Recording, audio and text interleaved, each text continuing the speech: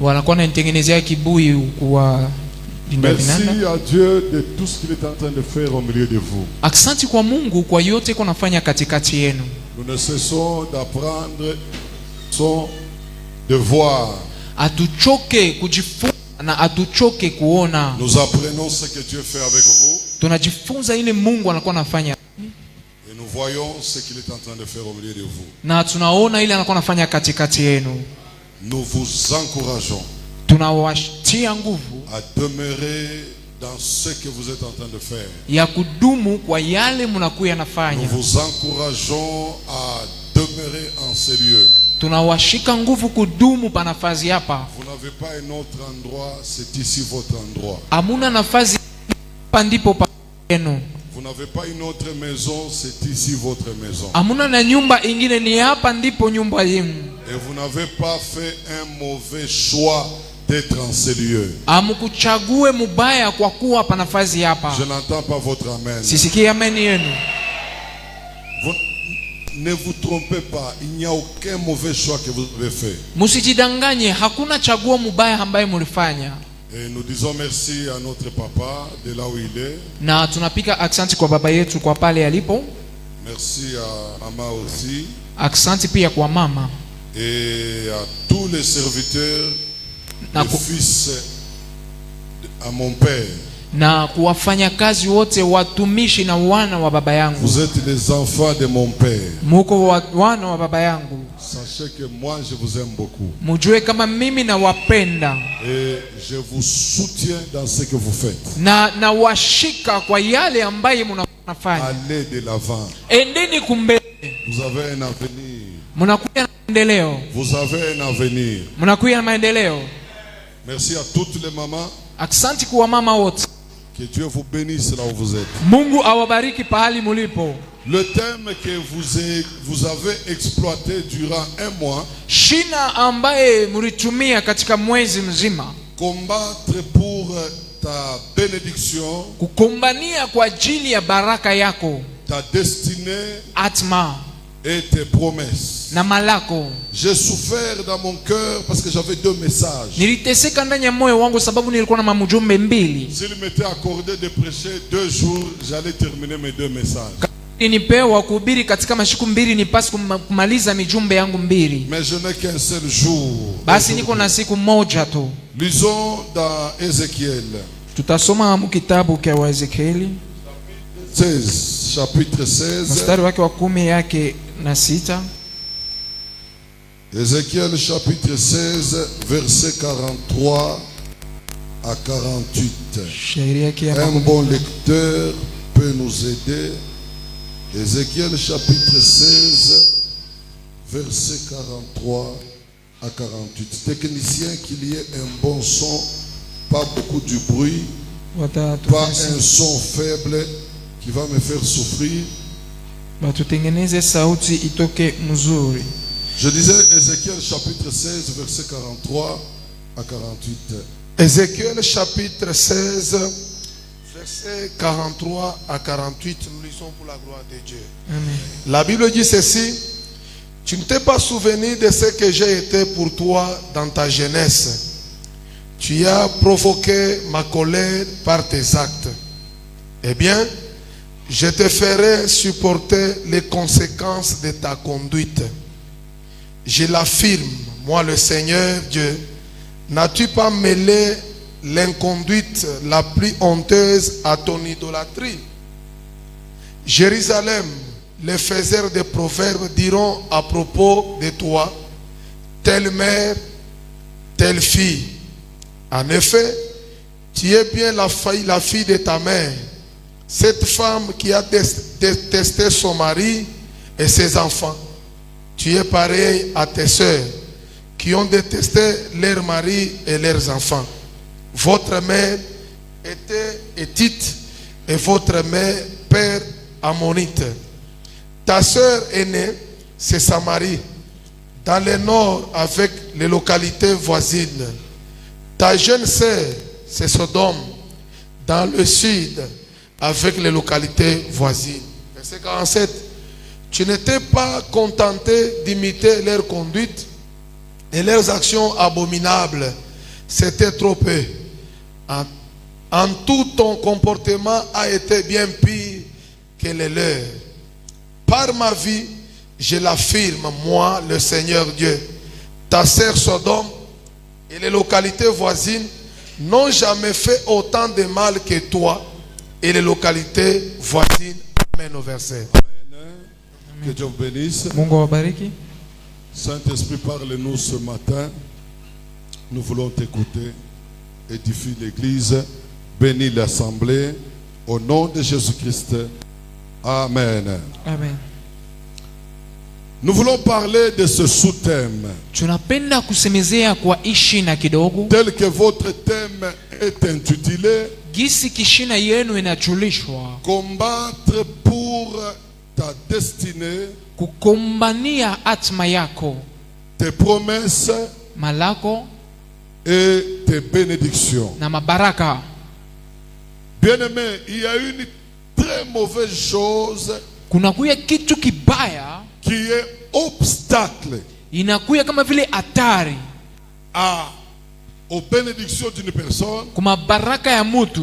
Qui est obstacle à la destinée d'une personne. Inakuwa kama vile hatari ku atma ya mutu. Qui est obstacle aux promesses d'une personne. Inakuya kama vile hatari ku malako ya mutu. Beaucoup de personnes ont des promesses. Watu wengi weko na malako. Même dans cette salle ici. Hata kwa hiyo hekalu. Plusieurs ont des promesses. Watu wengi weko na malako. De la part de Dieu. Kupitia kwa Mungu. Des promesses qui parlent de leur meilleure vie. Malako inasemezea juu ya maisha mzuri yao. Plusieurs ont des bénédictions. Wengi weko na mabaraka. Promises par Dieu. Yamaye Mungu mwenyewe harilaka. Plusieurs ont une bonne destinée. Wengi weko na atma mzuri. Mais ils subissent un obstacle. Sasa wanakuya na ishi mahatari. Ils font face à une chose très mauvaise. Banakuya na pinganisha na kitu kimoja kibaya sana. Et cette chose mauvaise na kile kitu kibaya les empêche à vivre les bénédictions, les promesses et à entrer dans la destinée. Inabazuiza kuishi mabaraka malako na inabazuiza kuingia mu atma yao. C'est quoi la chose en question? Ni nini kile kitu? La chose en question, kile kitu kenyewe, c'est le combat de famille. Ni bukomvi bwa majamaa. Peut-être tu peux dire, oh, le combat de famille, on nous en parle chaque fois. Inaweza kusema bukomvi bwa majamaa banatusemezeaka kila mara. Mais laisse-moi te dire, ce n'est pas tout. Acha nikoneshe haina yote. Le combat de famille, bukomvi bwa jamaa, est un obstacle aux bénédictions, Amen, à la destinée et aux promesses de plusieurs personnes. Bukomvi bwa jamaa bunakuya hatari kupitia baraka, kupitia malako na kupitia hatma ya mutu. Vous êtes là. Muko pale. Qu'est-ce qui empêche que vous entriez dans votre destinée? Ni nini inazuiza uingie mu atma yako? Qu'est-ce qui empêche que vous puissiez vivre des bénédictions? Ni nini inazuiza uishi baraka yako? Qu'est-ce qui empêche que vous puissiez vivre les promesses de Dieu? Ni nini inakushimamisha uishi malako ya Mungu? Priez, vous priez. Kuomba huku naomba. Attaché à l'église, vous l'êtes. Kuambatana kwa kanisa Mungu nambatana. Laisse-moi vous dire. Oneshe. Il y a une chose mauvaise. Kuko kitu kimoja kibaya qui vous empêche de vivre les trois choses promises par Dieu. Kinamishindisha kuishi bile bintu bitatu ambaye Mungu alilaka. Les bénédictions, mabaraka, les promesses, malako, et la destinée. Na atma. Vous savez, le combat de famille, unajua bukomvi bwa jamaa n'épargne personne. Ayepushake muntu. Les hommes de Dieu vivent le combat de famille. Hata batumishi ya Mungu nabo banaishi bukomvi bwa jamaa. Les apôtres, les docteurs, les pasteurs vivent le combat de famille. Watume, wanganga wote wanaishi bukomvi bwa jamaa.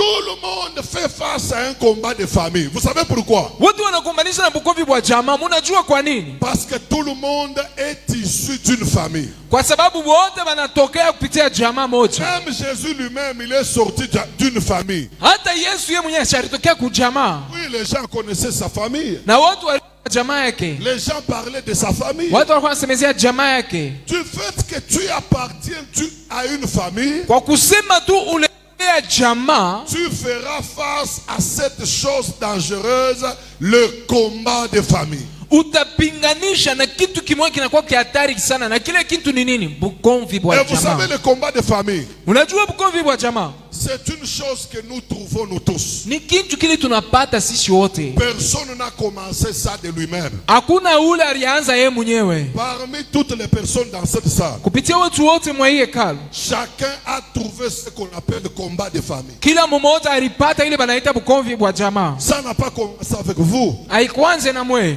Et vous ne savez même pas son origine par moment. Na samwe amujuaki hata misingi. C'est une chose que nous tous, nous trouvons. Ni kitu kile sisi wote tunapata.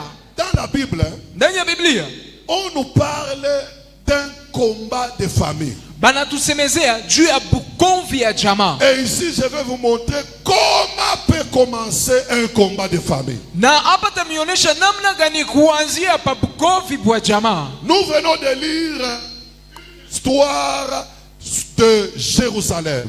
Tunatukia kusoma historia ya Yerusalema. Ici, Jérusalem est comparé à une femme impudique.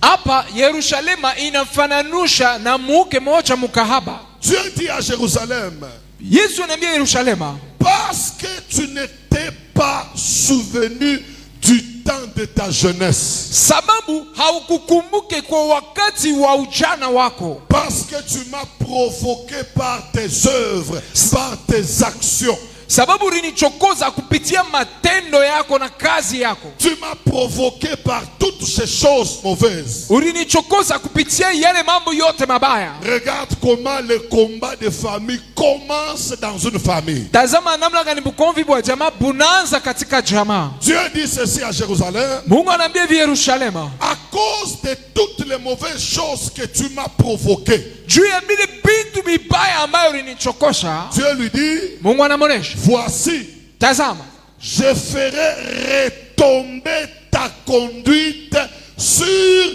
ta tête. asema nitaangusha tabia ama mwenendo wako juu ya kichwa kyako. C'est-à-dire que tout ce que tu as fait comme mauvaise chose, Ni kusema yote ile ulifanya kama mambo mabaya, tout ce que tu as fait dans ta vie, yote ulifanya maishani mwako, je vais le faire tomber sur ta tête. nitaiangusha juu ya kichwa kyako. Celui qui ne règle pas bien, c'est un très bon micro. Ce sont les micros en vogue, parce que c'est Dieu à ça. C'est technicien chiouez. Bwana mama, tutahubiri hein? Chapia Mungu mikono. Acclame pour notre Dieu. La Bible dit ceci. Biblia inasema hivi, À cause de toutes les mauvaises choses que tu as commises, juu ya ile vitu vyote vibaya vyenye ulifanya, moi, éternel, mie wa milele je vais faire retomber toutes ces choses sur ta tête. nitaangusha vile vitu vyote pa kichwa kyako. Je prendrai ta mauvaise conduite. Nitachukua mwenendo wako mbaya, Je la ferai retomber sur ta tête. nitaiangusha pa kichwa kyako. Je prendrai tes mauvaise, Mwenendo mbaya je le ferai retomber sur ta tête. nitaiangusha pa kichwa kyako. Je dis que Jérusalem est comparé à une femme impudique. Niliambia kusema Yerusalema inafananusha na muke mkahaba. Donc ce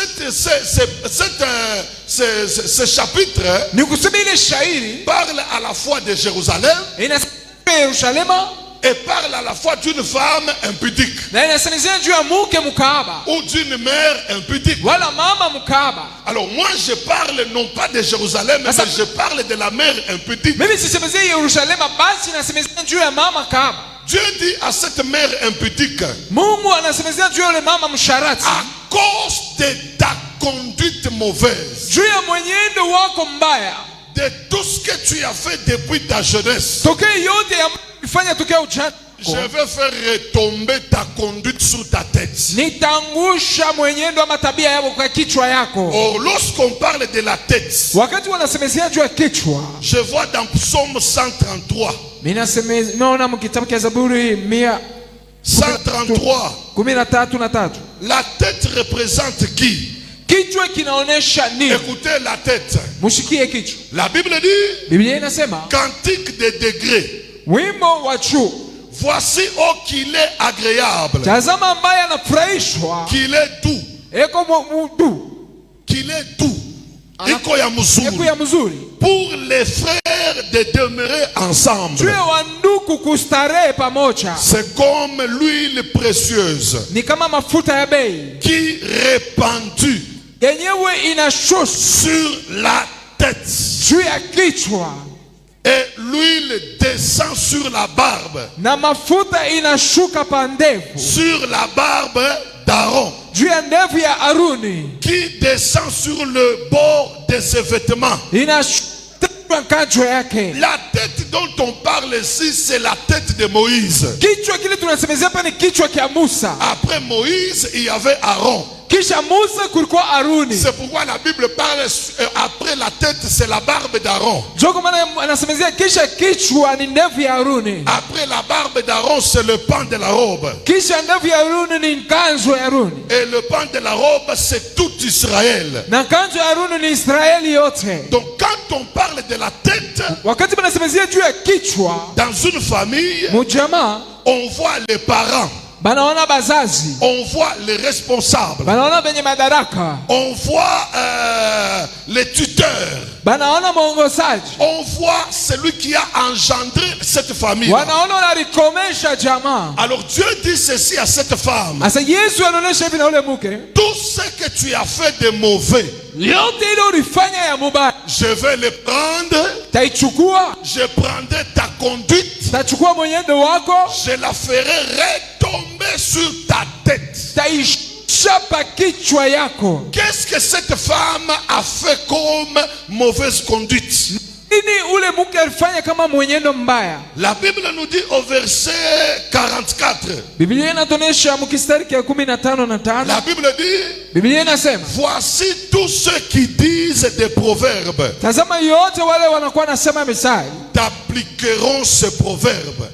tumia ile kumbukumbu. Telle mère, Kisi mama eko, telle fille. kisi mwana eko. C'est-à-dire telle que la maman était, Ni kusema kisi mama alikuya, c'est ce que la fille aussi sera. jo vile muke naye atakuwa. C'est-à-dire Ni kusema la conduite qu'avait la maman, mwenyendo ile mama alikuya la nayo, mauvaise conduite qu'avait la maman, tabia mubaya ile mama alikuya nayo, c'est la mauvaise conduite qu'aura la fille. jo tabia mubaya ile muke atakuya Au nayo. verset 45, la Bible dit ceci: Kwa kistari 15:5 inasema tu hivi, es la fille de ta mère, huku muke wa mama yako, la mère sur qui Dieu avait fait retomber la mauvaise conduite. mama ambaye Mungu aliangusha mwenyendo mbaya. Tu es la fille de ta mère. Huko muke wa mama yako, Qu'est-ce que la mère avait fait? ni nini mama alifanya? Qui a repoussé son mari? Ile ilisukuma mume wake. Dans sa version, la Bible dit qui a détesté son mari Mumiandiko yake alisema alichukia mume wake et ses enfants. na batoto wake.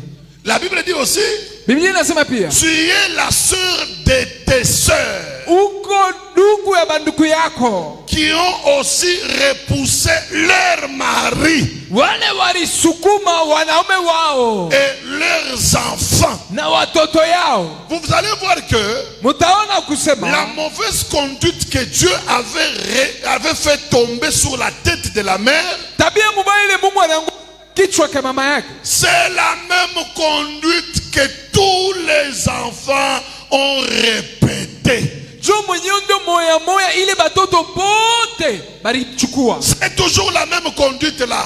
jo ile mwenyendo moya moja. La maman avait détesté son mari. Mama alichukua mume wake, La maman avait divorcé avec son mari. mama aliachana na mume wake, Même les enfants aussi hata watoto pia ont divorcé avec leur mari. balikatalana na wabwana Parce yao, que Dieu avait dit, sababu Mungu alisema je ferai retomber nitangusha ta conduite mwenyendo sur ta tête. pa kichwa yako. Or la tête Kwa kweli mwenendo a le corps. iko na mwili. C'est-à-dire lorsque la conduite est sur la tête, Sema mwenendo wakati kupa kichwa, elle va toucher même tout le corps. itashika hata mwili wote. Elle va toucher même les enfants. Itashika hata batoto. Elle va toucher même les petits enfants. Itashuka hata batoto kidogo. La Bible dit au verset 46, Biblia inasema mkisari ya 16, ta grande sœur, dada yako, ta grande sœur ou ta sœur aînée, dada yako wala dada yako mzaliwa wa c'est kwanza, sa mari,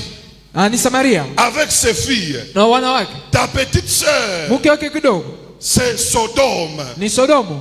Elles aussi Naye pia ont repoussé leur mari, wanakatala mabwana ont yabo, détesté leur mari. wanachukia mabwana yabo. Le combat des familles Bukovi bwa jamaa commence toujours avec le premier ancêtre, la première personne. inaanzaka kama nkambulula muntu ule wa kwanza ule. C'est lui qui était la tête là.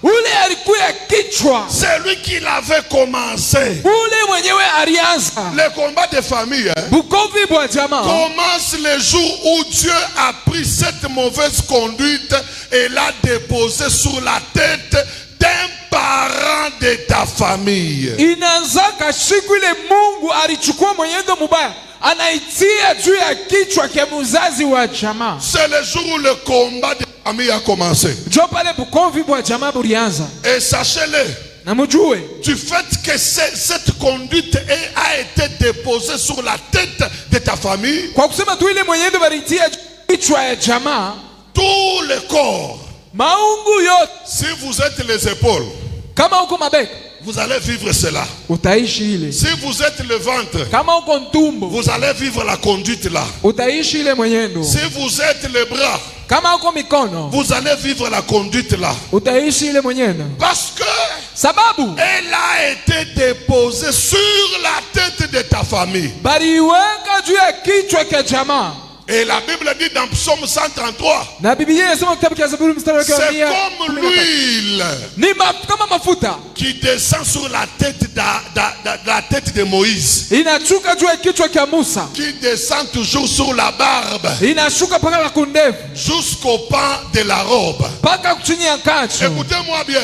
Mnifuate De mzuri. la même manière que la bénédiction ou l'huile descend de la tête au pan de la robe, Namna moja moja kama vile mafuta inashuka kuanzia kichwa mpaka chini ya kanjo. c'est de la même manière que le combat des familles commence de la tête au pan de la robe. Amen. Jo namna moja moja Bukovi bunaanza kukichwa mpaka kuwa mwisho. Et si vous êtes dans une famille où la tête avait été frappée par le combat des familles, sachez que même si vous êtes la cheville ou le mollet, vous allez vivre le combat des familles. Vous allez vivre la même conduite, je vous dis. Mujue kusema kama mujamaa kuanzia mpaka kubenye madaraka kama vile bazazi baliishi bule Bukovi bwa majamaa yao.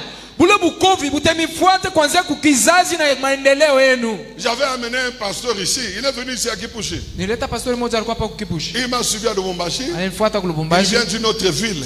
Atuonyesha kule Il mji. vient d'ailleurs.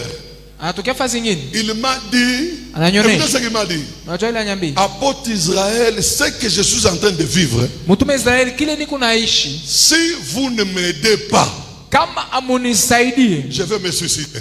nitajitunjika. Qu'est-ce qu'il était en train de vivre? Ni nini alikuwa naishi? Il a payé le billet pour venir ici. Alilipa bie kwa ajili ya kuja Il hapa. m'a vu à Lubumbashi. Ananiona ku Lubumbashi. J'ai fait sa délivrance. Mimi nafanya fungulivu Il wake. m'a dit maintenant amène-moi chez ton père spirituel. Ase sasa nipeleke kwa baba yako wa kiroho. Je veux qu'il m'impose la main. Napenda nishike mkono. Parce que ce que je suis en train de vivre, Sababu kile niko naishi. au Congo, il n'y a que vous qui pouvez m'aider. Kukongoni mpaka ninyi mnaweza kunisaidia. Qu'est-ce qu'il vivait? Ni nini alikuwa naishi? Regarde comment il vivait. Tazama vile alikuwa naishi. Son père, Baba yake et dans la jeunesse, buyana bwati il avait engrossé sa mère. alipatia mama yake mimba. Comme le parent de sa mère ne voulait pas de son père puisqu'il n'avait pas les moyens, Sabile bazazi ya mama yake abakupende baba yake sababu asikukwenda na pesa. le parent de sa mère a refusé ce garçon-là. Le garçon est parti.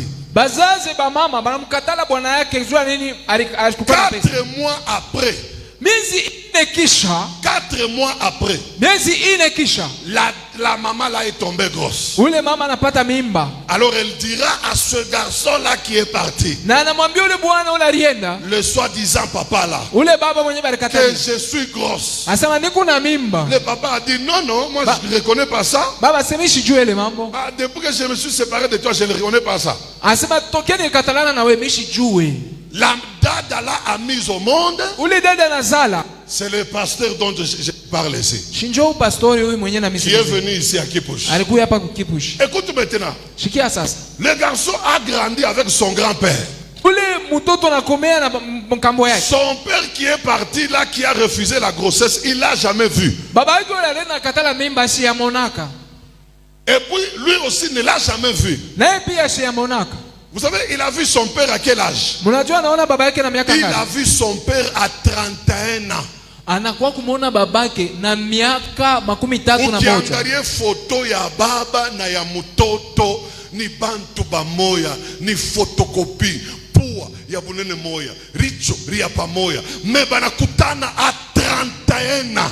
Ils se sont rencontrés après 31 ans. Maintenant, angalia vie ya ule garçon vile rikuya. Regarde maintenant la vie de ce garçon, comment ça se passait. Mungu anamwambia Ezekiel, asema umwambie Jerusalem, Dieu dit à Ézéchiel, a dit, dis à Jérusalem, je ferai retomber nitangusha sa conduite tabia yake sur sa tête. pakichwa yake. Kama conduite yako ya mubaya inaanguka pa kichwa yako, Si ta mauvaise conduite tombe sur ta tête, uyasema na maungu yote tafuana paka conduite moyo. sache que même tout le corps suivra la même conduite. John vita ya kizazi C'est ça le combat de famille. inaanjaka na kichwa. Ça commence avec la tête. Wewe una vivre tu ni bile kichwa kilivivraka. Ce que tu vis, c'est ce que la tête avait vécu. Haleluya. Amen. Il est de ma répercussion.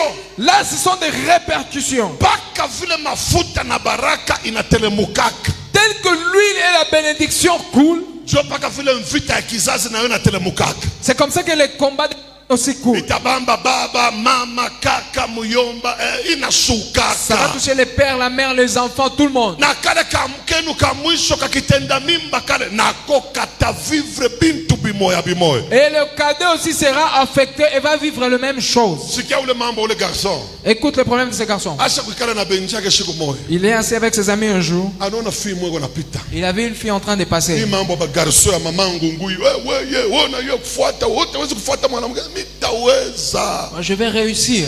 Asema anafuata fii mwa hivi. Je vais suivre une fille. Anamudragia ule fii. La draguer une fille. Ule fii anechika. Cette fille a accepté. Mpaka pale banenda na ule fii. C'est mal, elles sont Baki parties le avec cette siku fille. moya ila. C'est mal le même jour. Banachana. Ils se sont séparés. Après quelques mois, Kisha Mashiku, banamulete ule fii kwao. on a amené cette fille chez eux. Unampatia mimba. Tu l'as engrossée. Conduite ya babake. La conduite de son père, Paka vile nifanikaka na babake. tel qu'il avait fait à son père, Inamubamba na ye. ça l'a touché aussi. Paka vile. La même manière, Mamake mwenye anamwambia joka bibi yaka. sa mère lui dit, c'est ça la femme. Banauliza bibi, jo mwenye mimba huyu asema On a dit, c'est le responsable de la grossesse, dit oui. anaoa ule bibi ule. Il a marié cette femme. Ule bibi plus tard, Cette femme après, kumbi c'est une sorcière. ni Muchawi. Banazala na batoto 2. Ils ont mis au monde 2 enfants. Fille anatubu ya kusema, Ah, pour dire ceci, ule fille anatubu. ah, cette fille s'est répandue en disant, Mie, moi, ula tenyowaka c'est lui qui va m'épouser. ni bwana wa tatu. C'est le 3e mari. Wewe kuwa kwanja. Toi, tu es le premier. Bali nituma na mission mu maisha yako ya kukua. On m'avait envoyé avec pour mission de te tuer. Kama mimi nakuwa wewe, Si je te tue, toi, mitapanda promotion mu bulozi. j'ai montré des promotions dans la sorcellerie. Na kisha wewe tapata bwana wa pili. Et toi, j'aurai un 2e mari. Ule naye tamutowaka Celui-là aussi, je vais sacrifier. na watu ajua tenyowaka. Et c'est le 3e qui va m'épouser. Hapa ni unakuambia bule bukori bulishaka. Pendant que je te parle, ce mariage était fini. Après, Kisha, anaangrose fille mwingine il mimba. a engrossé encore une autre fille. Kasa baba yake. Seulement comme son père. Kumbu le fille na ye. Et pourtant, cette fille, Ni mulozi mimi nakwambia. c'est aussi une sorcière. Wewe ni unakwambia hapa ni pasteur. Celui dont je te parle, c'est un pasteur. Ni pasteur wa Mungu wa bya kweli. C'est un pasteur de Dieu véritable. Kisha niambia mu maisha mu ministeri yangu Il me dit dans mon ministère, milifungula ba majimu. J'ai délivré des Mimi nafanyaka jeûne ya 60 jours. J'avais fait un jeûne de 60 jours. Jo yu pasteur nous nakwambia wewe. C'est les pasteurs dont je te parle. Ou le deuxième sorcier roule. Le deuxième sorcier, Baliachana na ite. sont séparés encore avec elle. Anaenda muvile mwa hivi. Il est parti dans une ville. Mula nenda kwanja kanisa. Là, il est parti de commencer une Dans église. cette ville là, Moi, il est mouche. anabeba bibi wa mwenyewe. Il a pris encore la femme d'autrui. Bananja naye kuishi. Ils ont commencé encore à vivre avec elle. Jo sasa nenita mimi ananipata ku réseaux sociaux. C'est là qu'il m'a appelé, m'a eu sur les réseaux sociaux. Sema nini unatafuta pasteur moi Esdras. Mimi nafuata mahubiri yake mais ule papa tamupata je.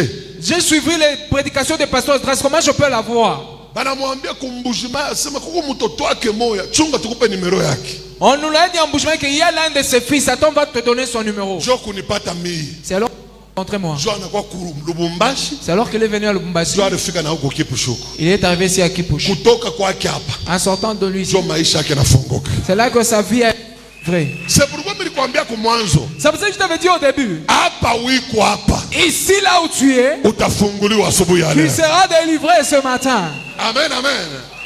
Regarde quelqu'un qui a vécu le combat de famille. Tazama mtu mwenye aliishi bukomvi bwa jamaa. Et le combat de famille avait bloqué ses bénédictions, sa destinée, toutes ses promesses. Na bukomvi bwa jamaa bulisimamisha baraka yake, malako na hatima yake. Bien aimé, vous ne savez pas ce que cause le combat de famille. Amujue bile bukomvi bwa jamaa bunakuya nafanya. Plusieurs personnes coupissent à cause des combats de famille. Watu wengi wanapika goti juu ya bukomvi bwa jamaa. Elles ont des promesses. Beko na malako. Elles ont des bénédictions. Beko na mabaraka. Mais ababi vivre.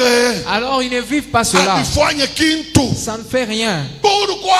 Dieu a dit. Le combat de famille. Bukomvi bwa jamaa. Chikia mon Nombre chapitre 26. Écoute dans le livre de Nombres 26. Verset 5 à 10. Mita soma mi moi ni gagner temps. Mina soma on interpréter. Nombre chapitre 26 verset 5 à 10. Chikia le Bible na sœur. Écoute ce que la Bible. Il s'agit d'un homme qu'on appelle Ruben. Ni kwa mtu ule wanakuwa naita kama Rubeni. Vous tous ici vous savez l'histoire de Ruben. Nini wote hapa mnajua historia ya Rubeni? Qu'est-ce que Ruben avait connu?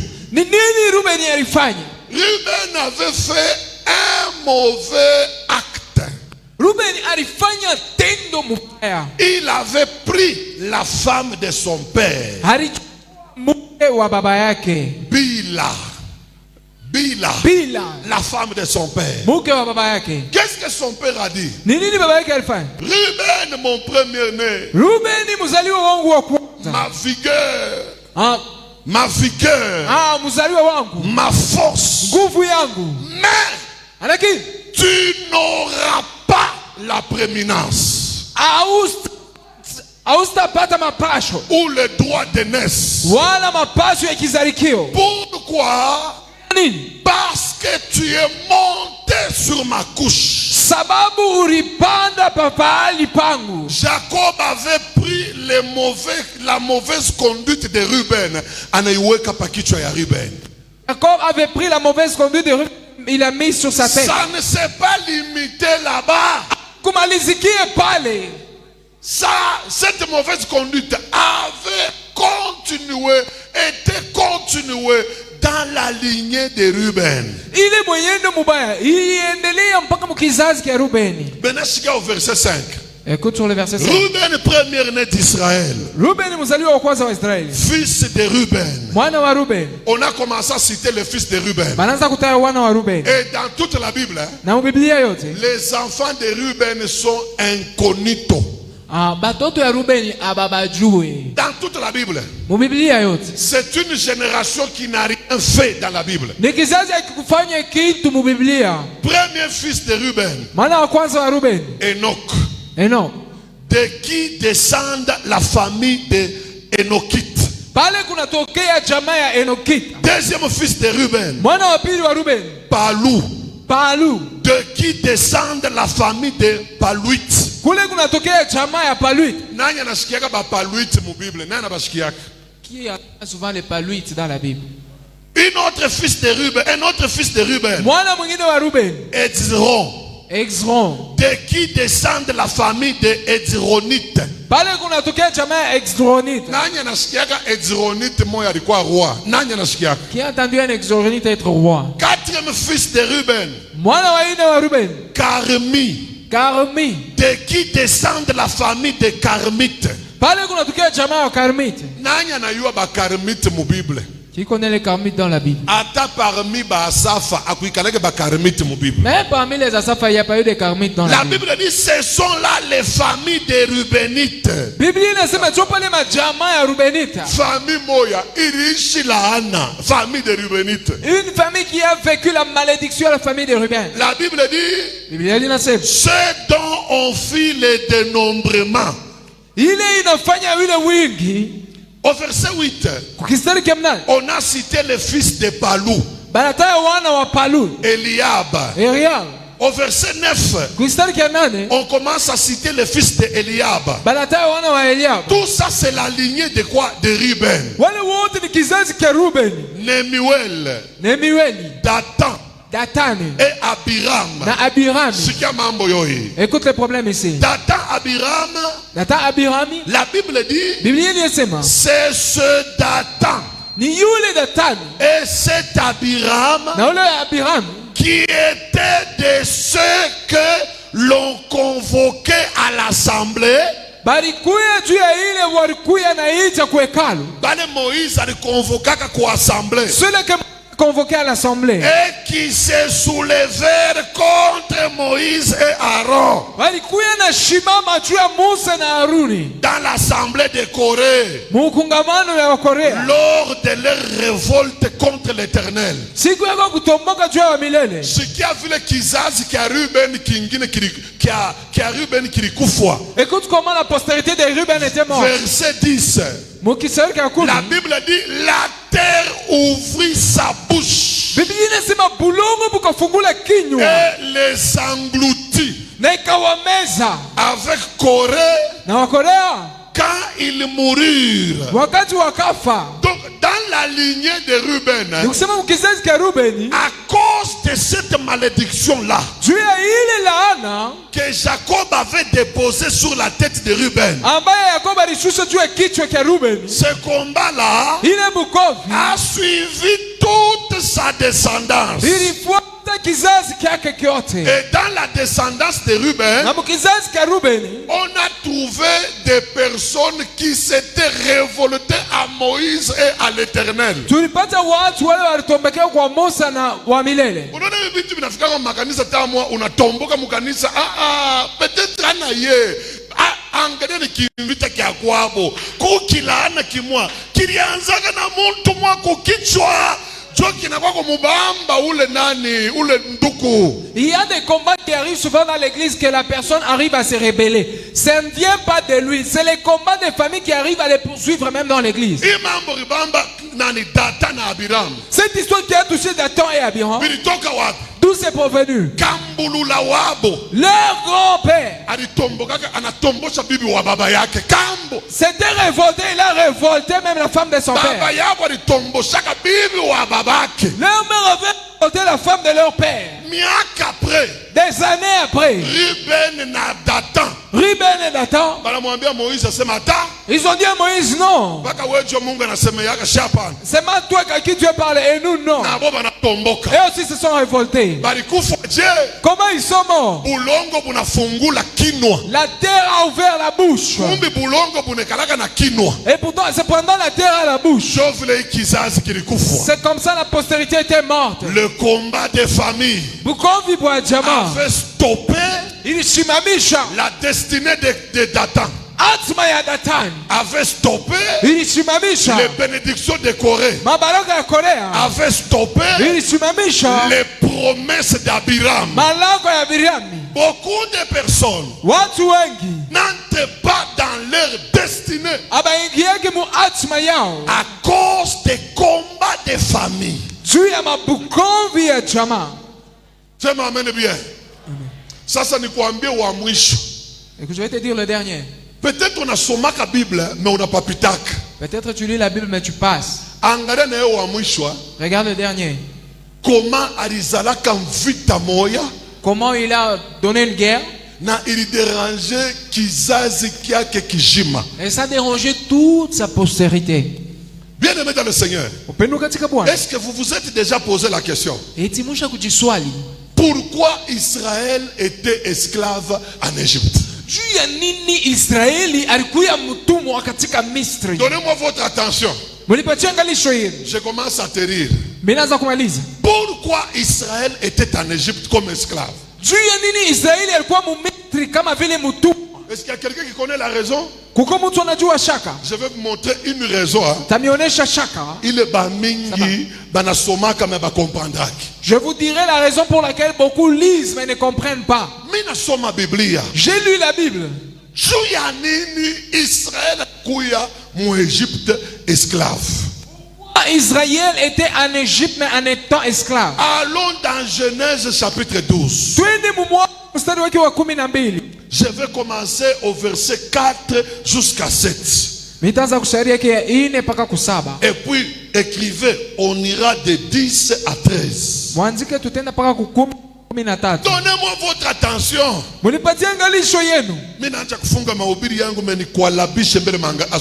Je voudrais finir ma prière, mais je dois t'instruire ce matin. Tu seras béni ce matin. Avant que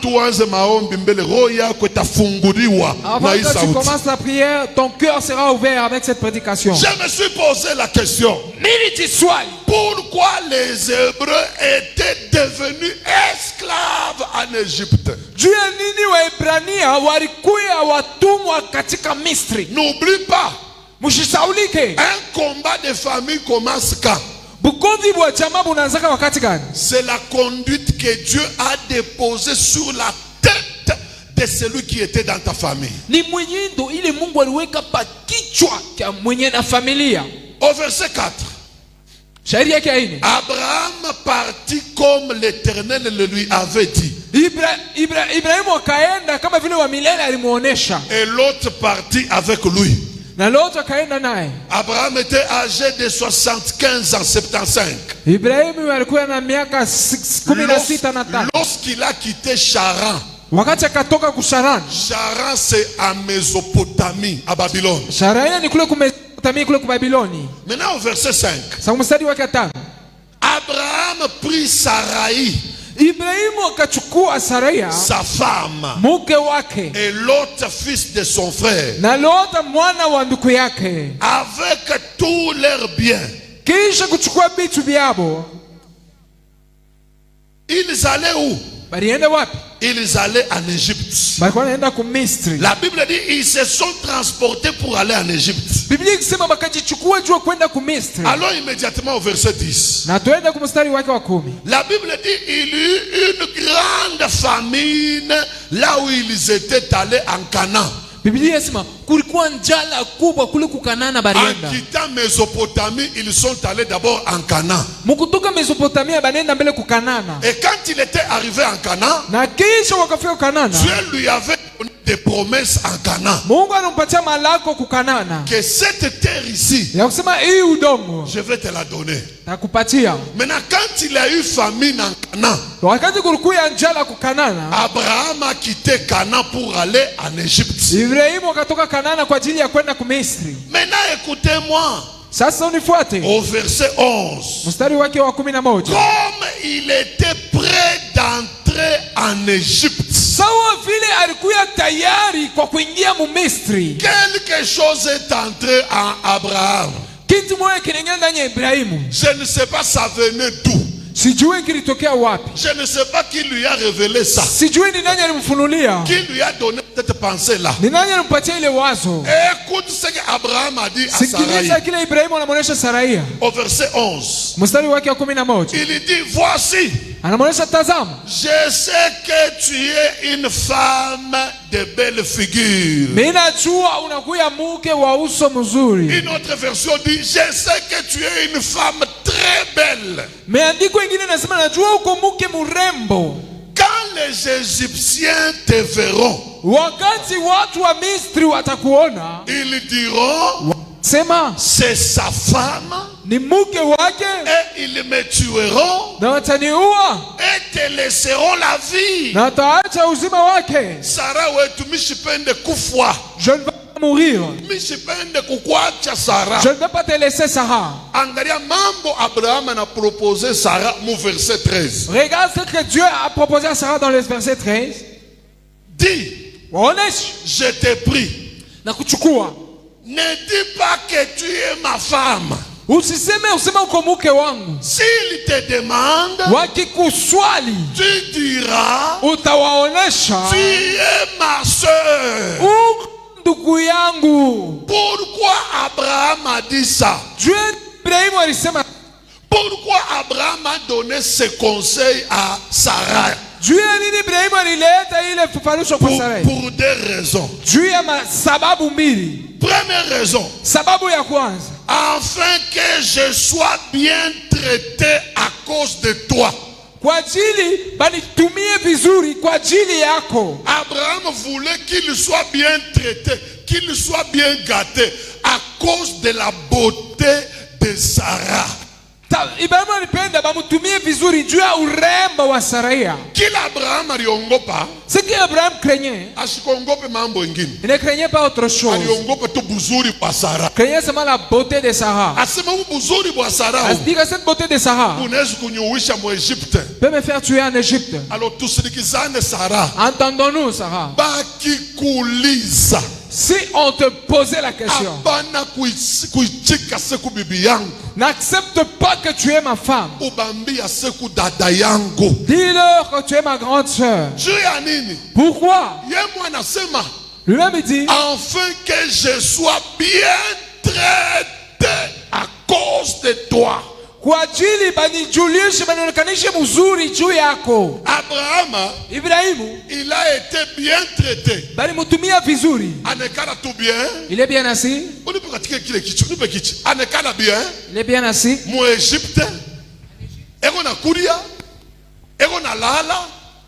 Eko na mu traité bien, mais bibi a chaque kwende. On lui traite très bien, mais sa femme est déjà partie.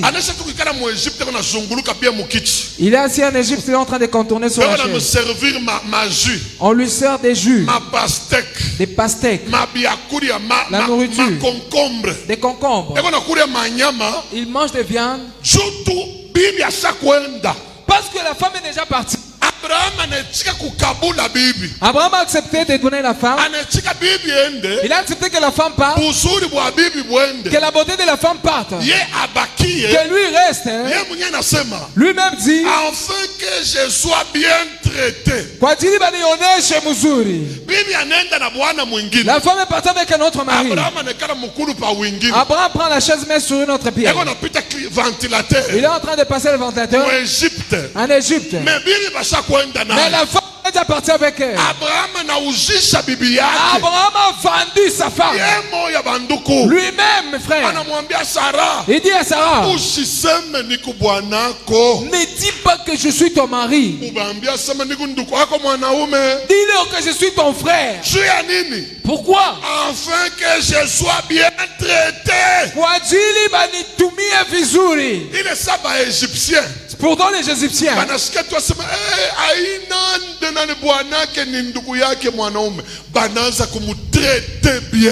ils ont dit ce n'est pas son mari, c'est son frère. On a commencé à bien les traiter. On les traitait bien, pourquoi? La beauté de sa sœur. La beauté de Sarah. L'erreur qu'a commise Abraham. L'erreur qu'a commise Abraham. Kosa.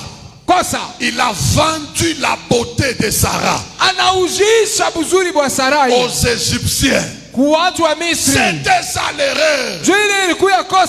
Deuxième chose, pourquoi Abraham a dit à Sarah, ne dis pas que je suis ta soeur. Deuxième raison, il dit quoi? Et que je reste en vie grâce à toi. À cause de la beauté de Sarah, Abraham est resté en vie. La femme, on est déjà parti avec elle.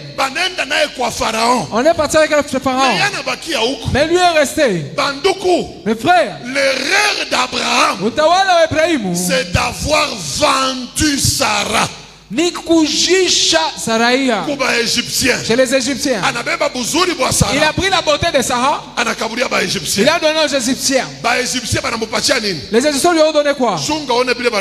Descends, tu verras ce qu'on lui a donné. Lorsqu'Abraham fut arrivé en Égypte, non, tout sommes, verset 16. Pharaon traita bien Abraham à cause d'elle, à cause de Sarah. Il traita bien Abraham à cause de la beauté de Sarah. Et Abraham reçut, regarde ce qu'il a reçu. Il reçut des brebis. Il reçut des bœufs. Il reçut des ânes.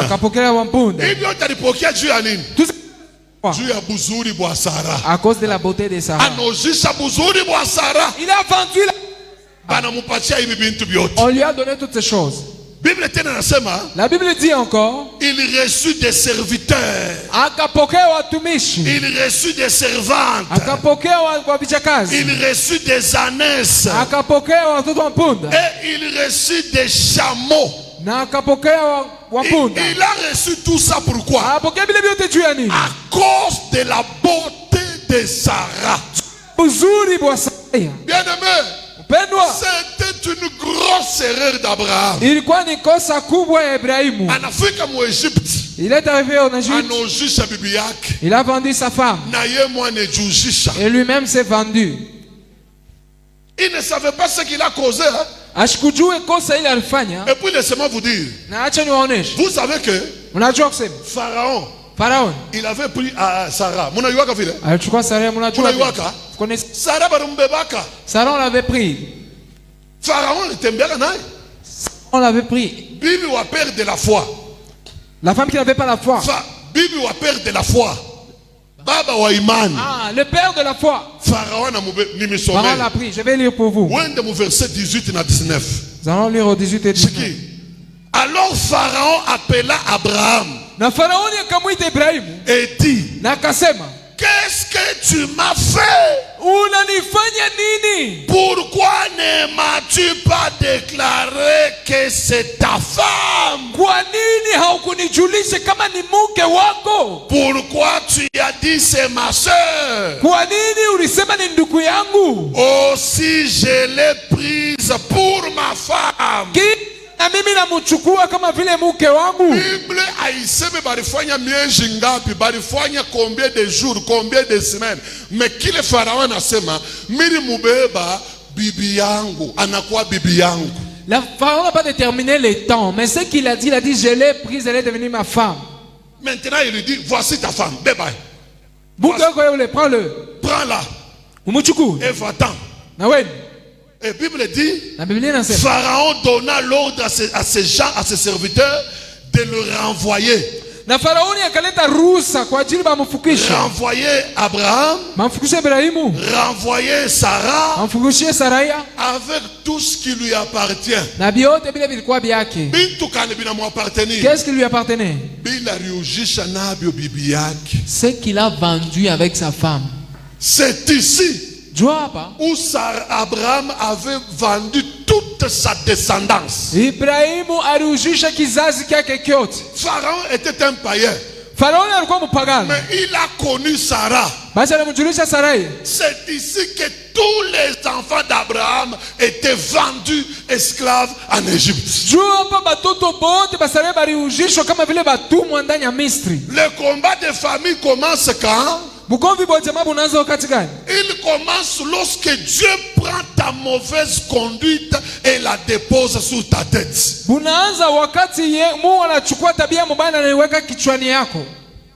Alléluia. Amen. C'est alors que Israël était devenu esclave en Égypte. Verset moi, hein? Il y a un verset. Dans Genèse 15. Genèse chapitre 15. Dans le livre de Genèse 15. C'est qui?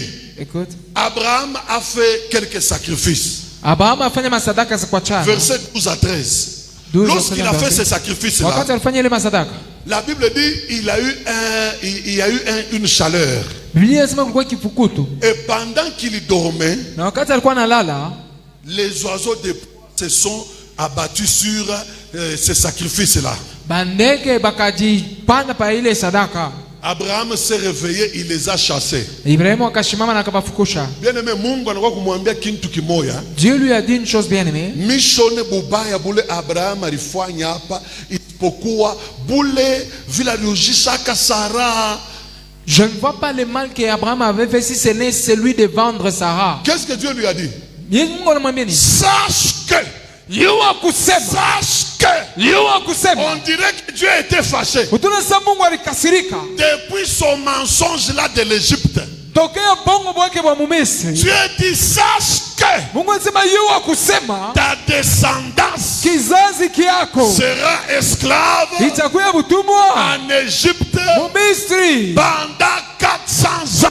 Katika miaka 110. Pourquoi la descendance d'Abraham est devenue esclave? Kwa nini kizazi cha Ibrahimu ilikuwa utumwa? Oh église, kanisa, c'est parce qu'Abraham ni sababu Ibrahimu avait vendu la beauté de Sarah. aliujisha buzuri bwa Saraya. Ce n'est pas Dieu qui lui avait dit de vendre Sarah. Haina Mungu alimuonesha ujishe Saraya. C'était lui-même. Ni yeye mwenyewe. Boka bwake. Sa peur. Il a vendu Sarah. Anamujisha Saraya. Et quand bien même il avait vendu Même Sarah, quand bien même alimujisha Sarah. il est sa pharaon na beba Sarah. Wakati Sarah prit Sarah. Mais si Mungu anaenda kumulotesha pharaon, mais Dieu est en train de lui montrer Pharaon. remets la femme de cet homme. Rudisha mke wa huyu mume. Sinon je vais te tuer et tuer ta maison. Na mitaua na kuua nyumba yako. C'est-à-dire même si Abraham ne l'avait pas vendu, hata kama Ibrahimu asikumujishe, Dieu allait toujours le garder. Mungu aliweza paka kumuchunga. Mais Abraham luaboka. Kwa kweli Ibrahimu par sa peur, il a vendu sa femme. anauzisha mke wake. Il s'est livré aux Égyptiens. Anajitoa kwa watu wa Misri. Qui lui ont payé les ânes, les chameaux, walipatia wapunda, les histoires. mapitu ya wachana. Qui lui ont traité. Ili ilitumia. Abraham n'est qu'à la l'aise. Ibrahimu était à l'aise. Mais bibi bashakwenda naye. Mais sa femme on est déjà parti avec elle. Abraham a vendu sa descendance. Ibrahimu anauzisha kizazi kyake. Kile kunaishi leo. Ce que tu vis aujourd'hui, ukunashinda kuingia mu mapromesse yako. tu échoues d'entrer dans tes promesses. Ukunashinda kuingia mu mabaraka yako. Tu échoues d'entrer dans tes bénédictions. Ukunashinda kuingia mu destinée yako. Tu ne sais plus entrer dans ta destinée. C'est à cause de la conduite qui était sur la tête de celui qui a commencé le combat dans ta famille. C'est pourquoi unashinda kuendelea. C'est pour ça que tu es échoué d'avancer. Mais mimi nakwambia leo asubuhi, je te dis ce matin, que huyu Mungu alikuita, alikokoa. C'est Dieu qui t'a appelé et qui t'a sauvé. Eko capable ana uwezaji ya kusimamisha ile conduite ilikuwa pa kichwa ya nkambo yako. Arrêtez la conduite qui était sur tes grands-pères. Sikia vile Biblia inaniambia. Écoute ce que la Bible me dit. Tout ce que vous lierez sur la terre, yote le mutafunga pa udongo. Tout ce que vous lierez sur la terre, yote le mutafunga pa udongo. La Bible ne précise pas c'est quoi. La Bible dit tout. Tout ce que vous allez lier sur la terre sera lié dans les cieux. Sera lié dans les cieux. Kama asubuhi ya leo, si ce matin, huyu ndugu anasema, ses frères disent, kile nkambo yangu alivivra, c'est que ma grand-mère a vécu, ile mikoshi ilikuwa pa nkambo yangu, les grandes malédictions qui étaient sur ma grand-mère, pangu mimi naishimamisha, c'est moi j'ai ça. Pangu haitafa kintu. C'est moi ça ne fera rien. Kumbingu nako au ciel aussi anaisimamisha. Il a arrêté. Asubuhi ya leo, ce matin, ile mikoshi ilikuwa na nkambo yako, la malédiction qui était avec na sangaji yako, ta grand-mère, na baba yako, ton père, pako weye, sur toi, itasimama. Ça va s'arrêter. Itasimama. Ça va s'arrêter. Itasimama. Ça va s'arrêter. Car la Bible dit, sababu Biblia inasema, tout ce que vous lierez sur la terre sera lié dans les cieux. C'est-à-dire ce que tu vas lier ici, même le ciel va lier. Asubuhi ya leo, malédiction isimame yulu yako, mangaiko isimame yulu yako, lufu lusimame yulu yako, pauvreté isimame yulu yako, célibat isimame yulu yako. Sikia tena nikwambie, wejo wa mwisho hautaonaka bile bare bariona. Haleluya. Leo wejo wa mwisho, c'est toi le dernier.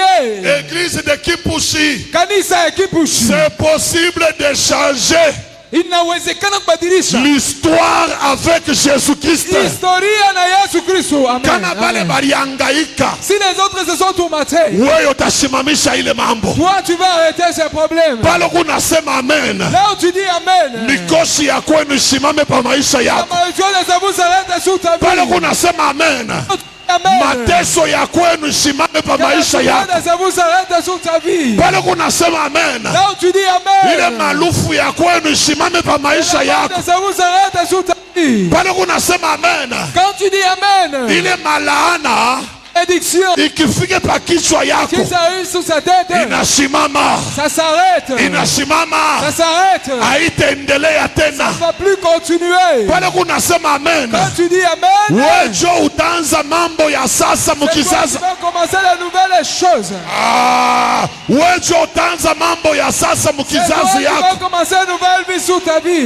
David, yejo alikuwa roi. C'est lui qui était roi. Wa kwanza, le premier. Wa kizazi kya Bayuda. C'est la première des Juifs. Royauté ilikuwa ni kwa Benjamite. La royauté était chez Benjamite. Mais David ndiye alikuwa mfalme wa kwanza. Mais c'est David qui était le premier roi. Avant lui, mbele yake hakuna Juif hata moja alikuyaka mfalme. Il n'y avait aucun Juif qui était roi. Mina kutabiri, je te prophétise, wewe utakuwa wa kwanza. C'est toi qui seras le premier. Kwenda mikini na mikini. D'aller de village en village. Wewe utakuwa wa kwanza. C'est toi qui seras le premier. Kufanya mambo minene na minene. De grandes choses. Wewe utakuwa wa kwanza. Toi qui seras le premier. Kutambuka ile mipaka ya famille. Les limites de famille. Pale kunasema amen. Quand tu dis amen, tambuka mipaka ya famille. Commence à traverser les limites de famille. Tambuka mipaka ya famille. Commence à traverser les limites de famille. Tambuka mipaka ya famille. Commence à traverser les limites de famille. Pale bengine bendele yake. Là où les autres ne connaissent pas. Tambuka. Toi monte. Wewe tambuka. Toi monte. Wewe tambuka. Toi monte. Pale Mungu nasema amen. Là où tu dis amen. Hii kanisa, cette église, kwa kanisa ya référence Mukipushi. C'est l'église de référence à Kipushi. Au ni comprendre. Tu ne m'as pas compris. Hii kanisa, cette église, itakuya. Ça sera kanisa, une église ya référence de référence à Kipushi. Pale Mungu nasema amen. Là vous dites amen. Mutambuke mipaka. Traverser les mutambuke malaana. Traverser les malédictions. Mutambuke mabariere. Traverser les barrières. Mutambuke mamalari. Traverser les maladies. Malari iliua bakwenu. La maladie a tué ceux des chez vous. Haitakuwa wewe. T'a tué toi. Ile diabeti ya baba yako. De ton père. Diabeti ya baba yako. De ton père. Inasimamia pako. Inasimamia pako. Ça va t'arrêter chez toi. Inasimamia pako. Ça va s'arrêter chez toi. Cancer des seins. Cancer des seins. Cancer des seins. Ya mama yako. De ta maman. Inasimamia pako. Ça va s'arrêter chez toi. Inasimamia pako. Ça va s'arrêter chez toi. Pale kunasema amen. Quand je dis amen. Lufu mufami. La malédiction la monde. Wewe wa kwanza utolusimamisha. Ça va s'arrêter sur toi. Amen. La Bible me dit ceci. Si Dieu est avec nous, si Dieu est pour nous, qui sera contre nous? Il est mikono unapika. Que tu traverses, mikosi isimame. Que ça s'arrête. Laana isimame. La malédiction s'arrête. Pauvreté isimame. Il s'arrête. Nguvu ya shetani isimame. dit s'arrête. C'est toi qui vas arrêter. Et tu n'auras pas peur. L'Éternel est avec toi. La maladie Vaillant héros. L'Éternel est avec toi. Je vois tu as prospéré. Kizazi yenu abendele yake. Minaona unaendelea. Je vois tu es monté. Milango ya sasa inafunguka. La nouvelle porte est ouverte. Kanisa ya Kipushi mubarikiwe. L'église de Kipushi soyez bénie. Kanisa Kipushi mubarikiwe. L'église de Kipushi soyez bénie. Mungu amefungulia milango minene. Que Dieu vous ouvre les grandes portes. Mutanenepa. Vous allez grandir. La Bible dit ceci. La Bible inasema hivi. Tu t'étendras à gauche. Utakuwa kushoto. À droite. Kuume. Devant. Kumbele. Derrière. Kumugongo. Pokea mjina la Yesu. Pokea mjina la Yesu. Reçois au nom de Jésus. Ulana na kazi pa hii kanisa. Si tu n'as pas de travail sur cette église. Saison ya kazi inanja. La saison du travail commence. Pokea mjina la Yesu. Reçois au nom de Jésus. Pokea mjina la Yesu. Reçois au nom de Jésus. La Bible dit ceci. Biblia inasema hivi. Ton Dieu Mungu wako ordonne que tu sois puissant.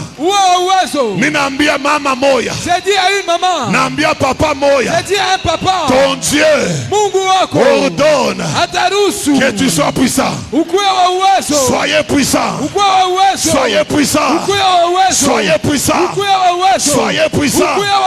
Celui qui est puissant, abamuinake. On ne gagne jamais. Abamuangushake. On ne fait pas tomber. Dada moya. J'ai dit à une sœur. Tu porteras la robe blanche dans ta famille. Come on, come on, come on, come on. Kama mufamii yenu minashuka. Je descends. Kama mufamii yenu. Si notre famille. Abavualake mankanjo ya meupe. Il ne porte pas de robe blanche. Asubuhi ya leo. Ce matin. Wejo wa kwanza. C'est toi le premier. Batoto wako jo ba kwanza. Tes enfants seront le premier. Batoto wako jo ba kwanza. Tes enfants seront le premier. Mungu wangu akupatie makuta. Ah, que mon Dieu te donne l'argent. Mungu wangu akupatie makuta. Que mon Dieu te donne l'argent. Église ya Kipushi. L'église de Kipushi. Mubarikiwe mjina la Yesu. Soyez bénis au nom de Jésus. Mubarikiwe mjina la Yesu. Soyez bénis au nom de Jésus. Munenepe mjina la Yesu. Soyez bénis au nom de Jésus. Come on, come on, come on. Pika kikelekele. Table bikelekele. Pika kikelekele. Tu vas acclamer.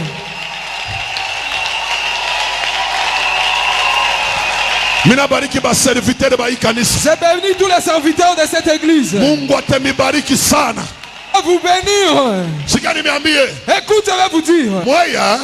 Toi. Mutapokea mafuta ya kubuze ya baba yenu. Vous allez recevoir l'huile du votre père. Pale Mungu nasema amen, ile mafuta imwangike. Quand vous dites amen, que cette onction se répand. Unajua baba. Vous savez le père. Baba anabarikaka batoto ni kubuze. Et celui qui bénit les enfants dans sa vieillesse. Isaac alibariki batoto ni kubuze. Isaac a béni ses enfants dans sa vieillesse. Ukubuze kwa papa Esdras. Dans la vieillesse de papa Esdras. Jo mutabarikiwa sana. Ah, vous serez bénis.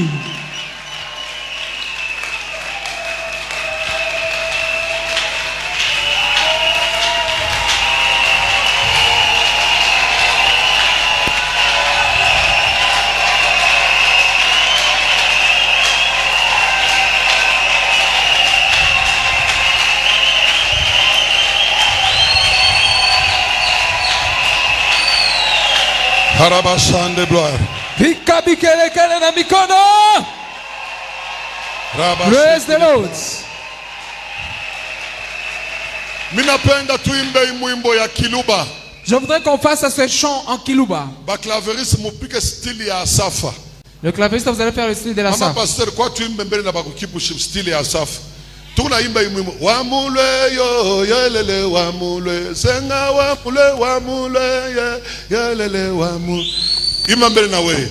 Wamule yo yelele wamule senga wamule yo yelele senga wamule yo yelele Senga wa muleyo. Senga wa muleyo.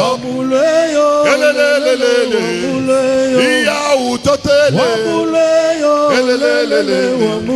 Senga wa muleyo. Papa, sikia. Pika ritme paka ya wa mulwe. Amen. Mungu nenda na mikono. Senga wa muleyo. Senga wa muleyo. Iya utoteyo. Ile sasa. Susikie. Kama unaimba bien. Dieu mitacheza sasa. Dieu ni unapika. Pika tu bien. Sikia. Mimi nasema kiluba mubiimbe eko bien, mubiimbe bien. Moi dans ma cœur, Mungu na m'accompagner tout.